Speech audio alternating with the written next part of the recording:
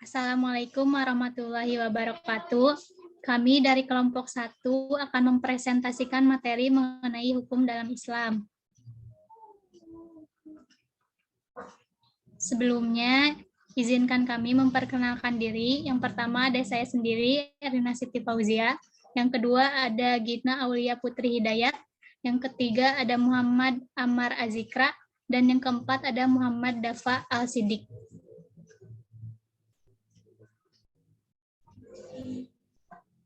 Pokok bahasan yang akan kita sampaikan, yang pertama ada konsep hukum dalam Islam. Yang kedua ada tujuan hukum Islam. Yang ketiga ada sumber hukum Islam. Yang keempat ada prinsip-prinsip hukum Islam. Dan yang kelima ada kontribusi umat Islam dalam perumusan sistem hukum nasional. Materi pertama akan disampaikan oleh Ammar. Silakan. Baik, materi pertama adalah konsep hukum Islam. Hukum, peraturan atau norma adalah suatu hal yang mengatur tingkah laku manusia dalam suatu masyarakat. Baik peraturan tingkah laku manusia dalam suatu masyarakat, baik peraturan atau norma itu berupa kenyataan yang tumbuh dan berkembang dalam masyarakat maupun peraturan atau norma yang dibuat dengan cara tertentu dan ditegakkan oleh penguasa. Hukum Islam adalah hukum-hukum yang diadakan oleh Allah untuk umatnya yang dibawa oleh seorang nabi, baik hukum yang berhubungan dengan kepercayaan, akidah maupun hukum yang berhubungan dengan amaliyah, perbuatan.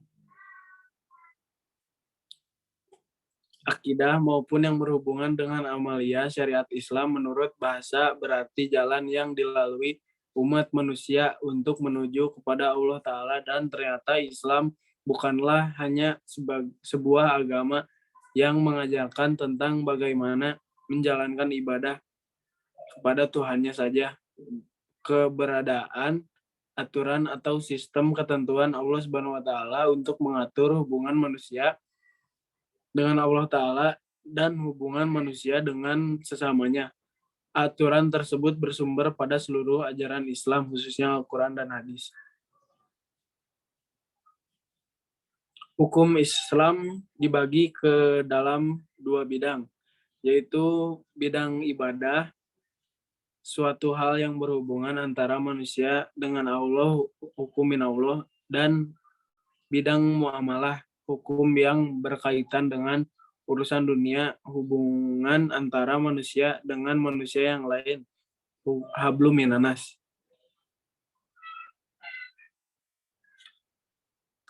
Materi yang kedua yaitu tujuan hukum Islam.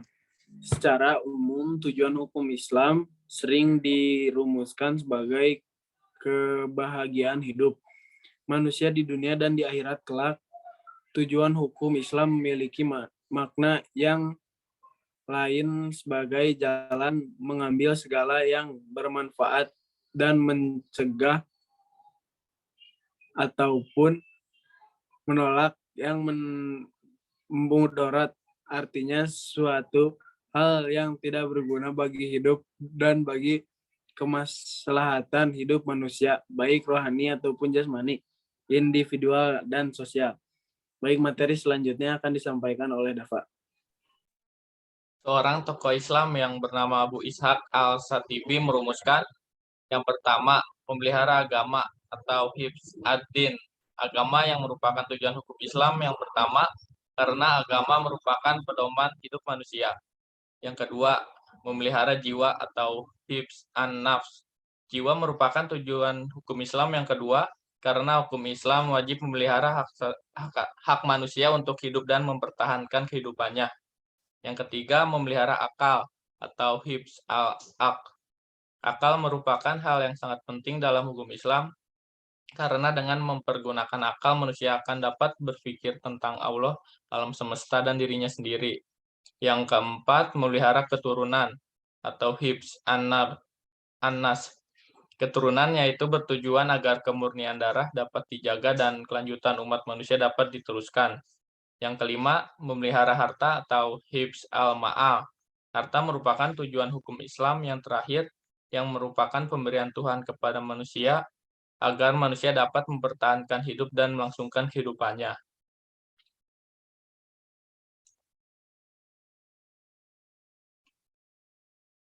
Materi yang ketiga, sumber hukum Islam. Hukum Islam bukan hanya sebuah teori saja, namun adalah sebuah aturan-aturan untuk diterapkan di dalam sendi kehidupan manusia. Sumber hukum Islam. Yang pertama Al-Quran. Firman Allah Subhanahu wa taala yang diturunkan Nabi Muhammad SAW melalui perantara malaikat Jibril yang membacanya merupakan suatu ibadah. Al-Quran memuat kandungan-kandungan yang berisi perintah, larangan, anjuran, kisah Islam, ketentuan, hikmah, dan sebagainya. Al-Quran juga menjelaskan secara rinci bagaimana seharusnya manusia menjalani kehidupannya agar tercipta masyarakat yang berakhlak mulia. Maka dari itulah ayat-ayat Al-Quran menjadi landasan utama untuk menetapkan suatu syariat. Yang kedua, hadis atau sunnah. Segala perkataan, perbuatan, dan ketetapan yang disandarkan pada Rasulullah SAW. Hadis merupakan pesan, nasihat, perilaku, atau perkataan Rasulullah SAW. Hadis mengandung aturan-aturan yang terperinci dan segala aturan secara umum. Muatan hadis masih penjelasan dari Al-Quran. Perluasan atau makna di dalam masyarakat umum, hadis yang mengalami perluasan makna lebih akrab disebut dengan sunnah. Yang ketiga, ijtihad, merupakan usaha sungguh-sungguh yang dilakukan seorang mujtahid dalam rangka mengetahui hukum-hukum syariat. Bismillahirrahmanirrahim. Ya ayyuhalladzina amanu atiullaha wa atiu rasula wa ulil amri minkum. Fa in tanajatum fi syai'in farudduhu ilallahi wa rasul. In kuntum tu'minuna billahi wa yaumil akhir. Jalika khairun wa ahsanu ta'wil. Hai orang-orang yang beriman, taatilah Allah dan taatilah Rasul-Nya, dan ulil amri di antara kamu. Kemudian jika kamu berlainan pendapat tentang sesuatu, maka kembalikanlah ia kepada Allah atau Al-Quran dan Rasul, sunnahnya. Jika kamu benar-benar beriman kepada Allah dan hari kemudian, yang demikian itu lebih utama bagimu dan lebih baik akibatnya. Quran Surat An-Nisa ayat 59. Dari ayat tersebut, dapat dipahami bahwa sumber hukum Islam ada 3, yaitu Al-Quran, hadis, dan ulil amri, atau para penguasa. Keterkaitan dengan ijtihad ulil amri adalah orang-orang yang telah memenuhi syarat untuk mujtahid seperti memahami bahasa Arab, ulumul Quran, kaidah fikih, serta beberapa persyaratan lainnya. Materi yang keempat, prinsip-prinsip hukum Islam. Syariat Islam adalah pedoman hidup yang ditetapkan oleh Allah Subhanahu wa taala untuk mengatur kehidupan manusia agar sesuai dengan keinginan Al-Qur'an dan Sunnah. Selanjutnya akan dibacakan oleh Gina Aulia.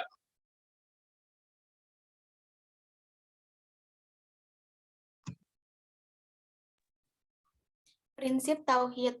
Prinsip ini menyatakan bahwa manusia ada di bawah satu ketetapan yang sama. Ketetapan Tauhid yang dinyatakan dalam kalimat La ilaha illallah, tiada Tuhan selain Allah. Segala ciptaan Allah di muka bumi ini memiliki tujuan yang merupakan bagian dari kebermaknaan wujud. Di antara tujuan tersebut adalah ibadah. Prinsip ini dipahami dari firman Allah Quran Surat Al-Imran ayat 64 yang berbunyi, Qul ya ahlal kitabi ta'allau ila kalimatin sawa bainana wa bainakum alla ta'buda illallaha wa la tusyrika bihi syai'in wa la yattahiza ba'duna ba'dan arbaban min dunillah fa'in tawallau faqulu syhadu bi anna muslimun. Artinya, katakanlah, hai ahli kitab, marilah berpegang pada suatu kalimat ketetapan yang tidak ada perselisihan antara kami dan kamu, bahwa kita tidak sembah kecuali Allah dan kita tidak persekutukan Dia dengan sesuatu pun, dan tidak pula sebagian kita menjadikan sebagian yang lain sebagai Tuhan selain Allah. Jika mereka berpaling, maka katakanlah kepada Allah bahwa kami adalah orang-orang yang berserah diri kepada Allah. Yang kedua ada prinsip keadilan. Keadilan dalam bahasa salaf adalah sinonim al-mizan atau keseimbangan moderasi. Dari beberapa ayat, Allah SWT memerintahkan kepada umatnya untuk bersikap adil. Salah satunya dalam surat Al-Maidah ayat 8 yang artinya, Ya ayyuhallazina amanu kunu qawamina lillahi syuhada bil qisti wala yajrimannakum syananu qaumin ala alla ta'dilu in dilu huwa aqrabu littaqwa wattaqullah innallaha habirun bima ta'malun. Wahai orang-orang yang beriman, jadilah kamu sebagai penegak keadilan karena Allah ketika menjadi saksi dengan adil, dan janganlah kebencianmu terhadap suatu kaum mendorong kamu untuk berlaku tidak adil. Berlaku adillah karena adil itu lebih dekat kepada takwa, dan bertakwalah kepada Allah. Sungguh Allah Maha teliti terhadap apa yang kamu kerjakan.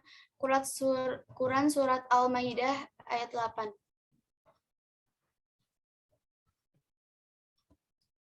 Prinsip amar makruh nahi mungkar. Keberadaan hukum Islam adalah untuk menggerakkan manusia mencapai tujuan yang baik dan benar sesuai dengan yang diridhoi Allah Subhanahu wa taala.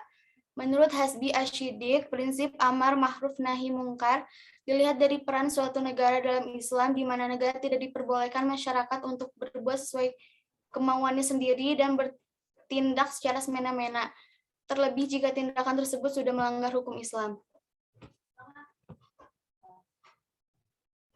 Prinsip kebebasan atau kemerdekaan ialah prinsip dalam hukum Islam menghendaki agar agama atau hukum Islam disiarkan tidak berdasarkan paksaan, tetapi berdasarkan penjelasan. Kebebasan untuk beragama dalam Islam pun dijamin dengan tidak adanya pemaksaan. Sedangkan hak setiap manusia yang paling asasi adalah kebebasan dalam bertindak, berekspresi, dan berimajinasi. Firman Allah dalam surat Al-Baqarah ayat 256 yang artinya, La ikraha fid din qad tabayyana rusydu minal ghayy. Faman yakfur bit-taghuti wa yu'min billahi faqadis tamsaka bil urwatil wushqa la fisomalaha wallahu sami'un alim.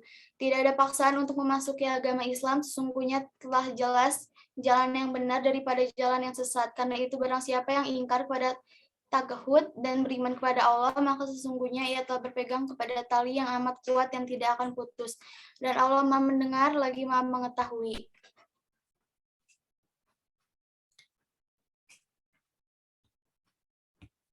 Prinsip persamaan. Prinsip pertanyaan yang paling nyata terdapat dalam Konstitusi Madinah atau Al-Shahishah, yakni prinsip Islam menentang perbudakan dan penghisapan darah manusia atas manusia. Dalam konteks sesama muslim, Islam menjamin bahwa tak ada perbedaan suku Arab dan suku-suku lainnya. Dalam pandangan hukum Islam, semua manusia diperlakukan sama di mata hukum.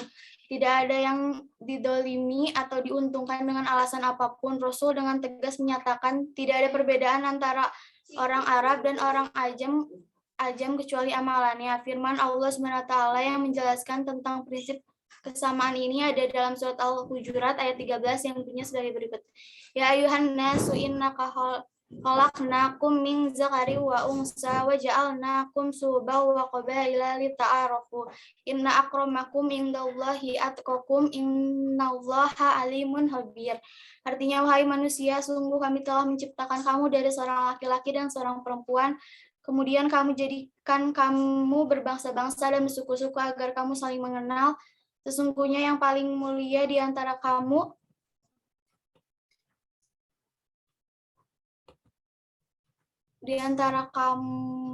saling mengenal. Sesungguhnya yang paling mulia di antara kamu di sisi Allah ialah orang yang paling bertakwa. Sungguh Allah Maha mengetahui, Maha teliti. Quran surat Al-Hujurat ayat 13. Selanjutnya akan dibacakan oleh Erlina. Baik, yang selanjutnya ada prinsip at-ta'awun. Prinsip ini merupakan suatu prinsip yang mulia dan mengandung nilai tinggi dan terabaikan oleh umat Islam. Allah berfirman dalam surat Al-Mujadalah ayat 9 yang berbunyi Bismillahirrahmanirrahim.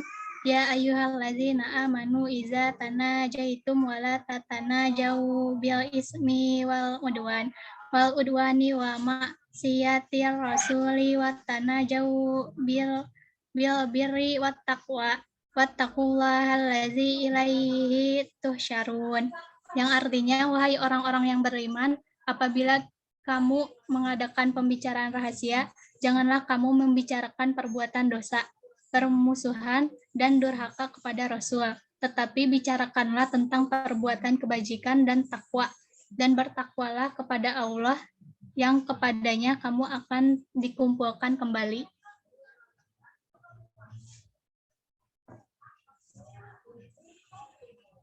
Selanjutnya ada prinsip toleransi. Prinsip ini adalah perilaku yang menghargai perbedaan yang ada sebab perbedaan tersebut adalah bagian dari ketetapan Allah Subhanahu wa taala yang menciptakan segala sesuatunya beragam. Dengan demikian, menghargai keberagaman tersebut sama saja dengan menghargai ciptaan Allah Subhanahu wa taala. Dan sesungguhnya tak ada satu ketetapan atau penciptaan Allah yang sia-sia. Semua memiliki hikmah atau manfaat atau juga pelajaran. Prinsip toleransi ini dikehendaki Islam, yaitu toleransi yang menjamin tidak terlanggarnya hak-hak Islam dan umatnya. Tegasnya, toleransi hanya dapat diterima apabila tidak merugikan agama Islam. Nah, dalam hal ini, meski toleransi atau tasamuh dianjurkan dalam Islam, namun terdapat batasan tertentu, yakni penghargaan dan penghormatan terhadap agama lain. Hanya sebatas membiarkan, tidak mengusik, dan tidak mencampuri peribadatan agama lain.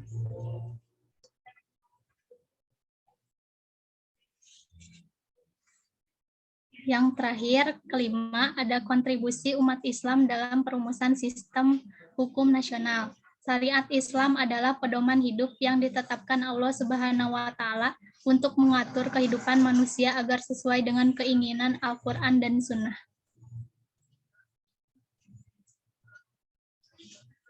Kontribusi umat Islam dalam perumusan dan penegakan hukum di Islam di Indonesia nampak jelas setelah Indonesia merdeka. Walaupun demikian, bukan berarti dalam fase awal sebelum proklamasi kemerdekaan, umat Islam tidak memiliki kontribusi terhadap negara Indonesia.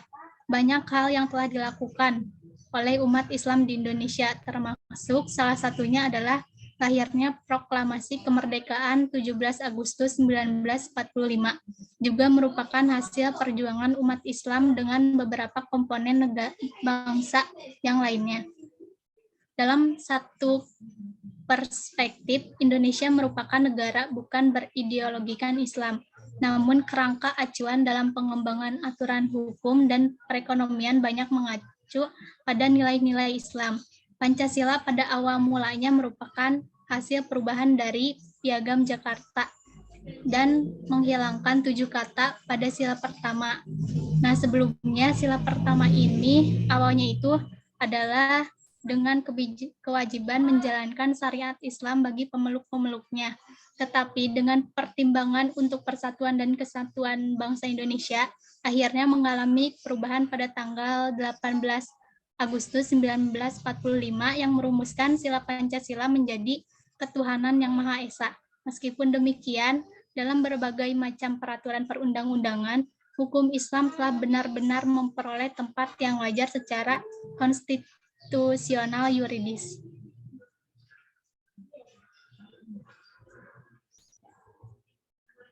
Lahirnya regulasi perundang-undangan berkaitan hukum Islam.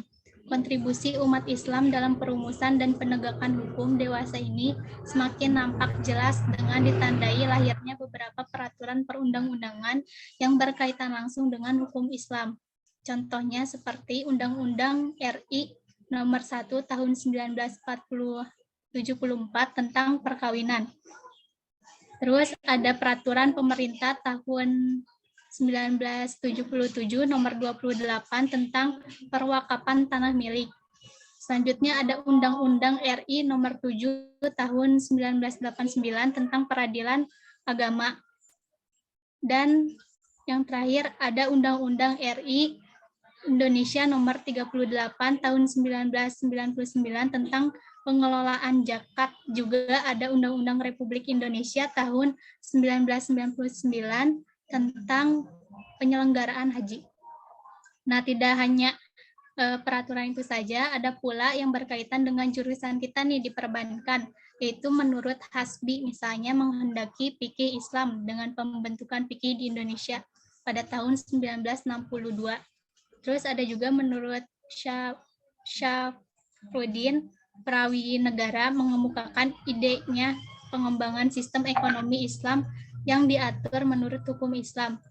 Gagasan ini kemudian melahirkan Bank Islam dalam bentuk Bank Muamalat Indonesia atau yang disingkat BMI tahun 1992 yang beroperasi menurut prinsip-prinsip hukum Islam dalam pinjam-meminjam, jual beli, sewa menyewa, dan sebagainya dengan mengindahkan hukum dan peraturan perbankan di Indonesia yang berkaitan dengan hukum Islam.